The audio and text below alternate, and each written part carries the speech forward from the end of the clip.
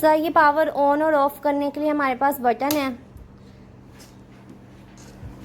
LCD पे show होगा कि हमारा सिस्टम रेडी है कि नहीं है, और वो ये भी शो करेगा कि इसमें इस वक्त फूड है कि नहीं है। जब तक फूड नहीं डालेंगे, IR सेंसर नहीं डिटेक्ट करेगा, तब तक हम यहाँ पे no food in tray show होता रहेगा। सर इसके अलावा कुछ मैनुअल फंक्शंस हैं जो हमने डाले हैं कि अगर कोई प्रोसेस रह जाए बीच में लाइट जाने की वजह से या कुछ ऐसा एरर आ जाए ड्यूरिंग प्रोसेस, तो हम उसे भी मैनेज कर सकते हैं, हम चेक कर सकते हैं।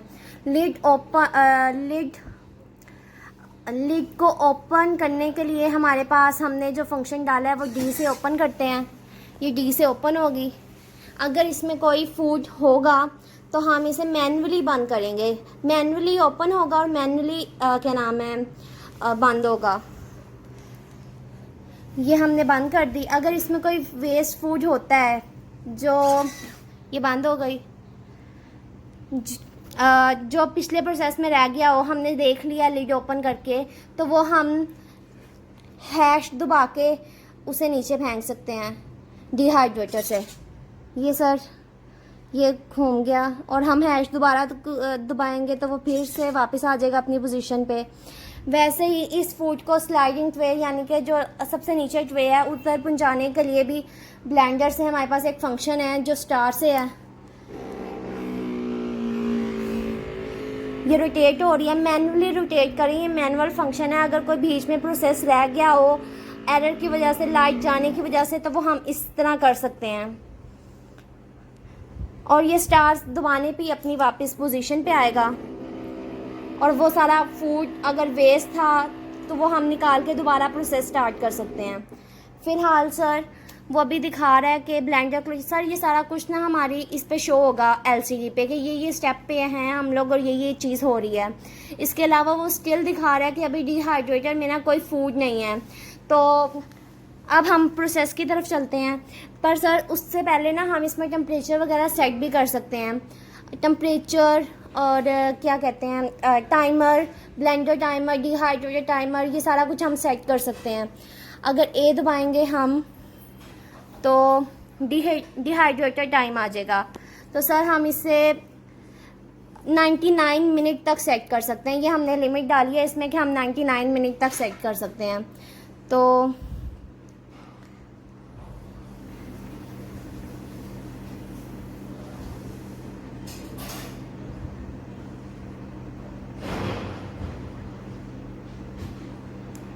टाइमर सेट हो गया जो मैंने किया है 80 मिनट। स्टिल वो दिखा रहा है कोई इसमें फूड नहीं है। अब हम बी दबाने से ब्लेंडर का टाइम सेट कर सकते हैं। वो स्टिल दिखा रहा है।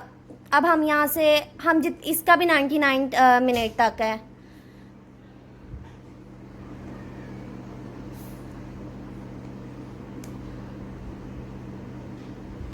सी दबाने से हम टेम्परेचर सेट कर सकते हैं डिहाइड्रेटर का।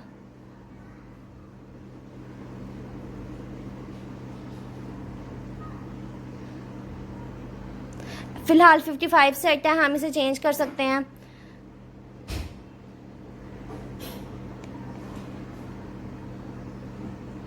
सब कुछ रेडी हो गया सर। और इसके अलावा ना अगर हमारा प्रोसेस स्टार्ट हो जाता है बीच में, उसे रोकने के लिए, रीसेट करने के लिए भी हमारे पास एक बटन है अगर हम डी प्रेस करेंगे ड्यूरिंग प्रोसेस, तो प्रोसेस जिस स्टेज पे भी होगा वो स्टेज पे रुक जाएगा और हम उसे शुरू से स्टार्ट करेंगे।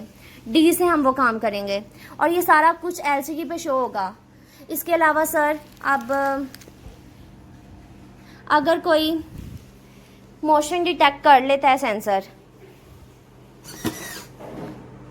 तो सर वो भी एलसीडी पे शो होगा कि मोशन डिटेक्ट हो गई है, फिलहाल फूड नहीं है। और